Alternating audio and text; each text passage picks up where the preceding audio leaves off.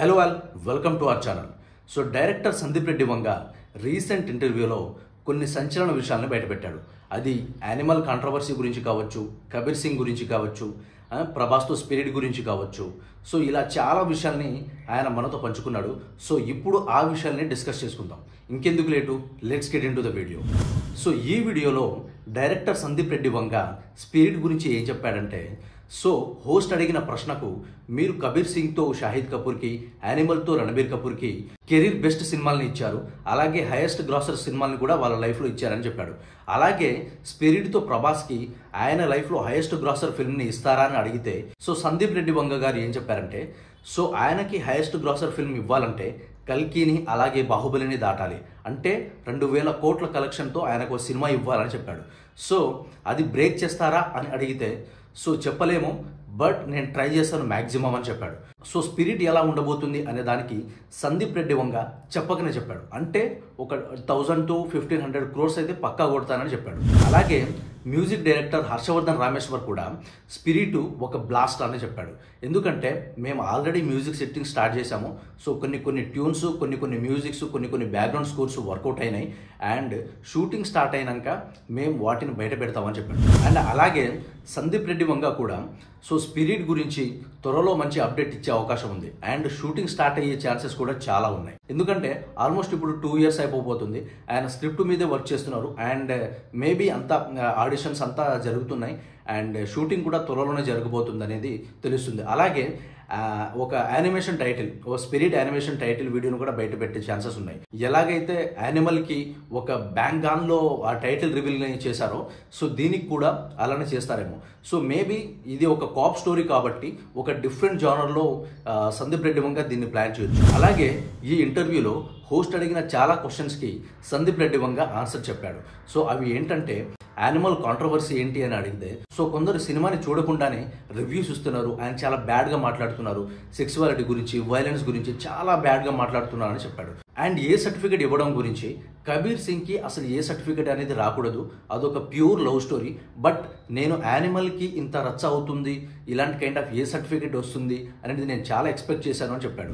So మీరు చిన్నప్పుడు కూడా ఇలానే అగ్రెషన్తో ఉండేవారా అని హోస్ట్ అడిగిన క్వశ్చన్కి, అఫ్కోర్స్ నేను ఉండేవాడినే, బట్ మా అన్న ప్రణవ్ కొంచెం కామ్గా ఉంటాడు, బట్ ఆయన డైరెక్టర్ అవ్వాల్సింది, బట్ నేను అయ్యాను అని ఫన్నీగా కామెంట్ చేశాడు. అండ్ ఆయన స్క్రిప్ట్ రాసేటప్పుడు ఎలాంటి కైండ్ ఆఫ్ టీం ఉండదంట, ఆయన ఒక్కరే కూర్చుని స్టోరీ రాసేస్తాడంట. ఇక్కడ అక్కడ ప్లేస్తో సంబంధం లేకుండా ఒక్కడే స్టోరీ రాసేసుకుంటాడంట. అండ్ ప్రతి స్టోరీని ఫస్ట్ ఆఫ్ ఆల్ వాళ్ళ బ్రదర్కి చెప్తాడంట. ఎందుకంటే ఆయన క్రిటిసిజం నెక్స్ట్ లెవెల్లో ఉంటుందంట. ఎంత మంచి సీన్ చెప్పినా కానీ ఆయన దాన్ని క్రిటిసైజ్ చేస్తాడంట. ఇలా ఎందుకు అవుతుంది, ఇలా ఎందుకు అవుతుంది అని క్వశ్చన్ రైజ్ చేసేవాడంట. ఆయన ప్రతి స్టోరీని ఫస్ట్ ఆఫ్ ఆల్ వాళ్ళ బ్రదర్కి చెప్పి ఆయన దాని తర్వాత టీంతో షేర్ చేసుకుంటాడంట. అండ్ యానిమల్ తీసేటప్పుడు కానీ, కబీర్ సింగ్ తీసేటప్పుడు కానీ డైరెక్షన్ డిపార్ట్మెంట్లో, సార్ ఈ సీన్ని ఎవరైనా చూస్తారా, ఎందుకు అని ఎవరైనా క్వశ్చన్ అడిగితే, నువ్వు రాలేదు కదా, నీ స్టోరీ కాదు కదా, నా స్టోరీ ఇది, నేను చూసుకుంటాను, నీకేంటి సంబంధం అని చెప్పేవాడంట. అంటే ముఖం మీద చెప్పేసేవాడంట. అంటే క్వశ్చన్ అడగడానికి కూడా ఛాన్స్ లేకుండా అలా చెప్పేస్తాడంట. అండ్ ఈ ఇంటర్వ్యూలో ఇంకా చాలా విషయాలు చెప్పాడు. ఆయన చిన్నప్పటి నుంచి చిరంజీవి గారి సినిమాల్ని చూస్తూ పెరిగాను, అండ్ గాలిపటం ఎగరడానికి నేను ఎంత కష్టపడ్డాను అనేది కూడా చాలా ఫన్నీగా చెప్పాడు. అండ్ అలాగే రాబోయే కాలంలో కంప్లీట్ ఫీమేల్ లీడ్ ఉన్న సినిమాని కూడా చేయబోతున్నా అని కూడా చెప్పాడు. కమింగ్ 4-5 yearsలో నేను ఒక ఫీమేల్ లీడ్ ఉన్న క్యారెక్టర్స్ని కూడా చేయబోతున్నా అని చెప్పాడు. అండ్ అలాగే మీకు ఒకవేళ ఇప్పుడు వచ్చిన సినిమాల్లో రిజల్ట్ బాగున్నా బాగాలేకున్నా, హిట్స్ అయినా ఫ్లాప్ అయిన సినిమాల్ని మీరు మీ చేతిలో పడితే ఎలా తీస్తారని అడిగితే, నేనైతే మహానటిని నెక్స్ట్ లెవెల్లో తీసి ఉండేవాడిని అని చెప్పాడు. ఎందుకంటే ఆయన ఆ స్టోరీ గురించి చాలా ఇమాజిన్ చేసుకున్నారంట.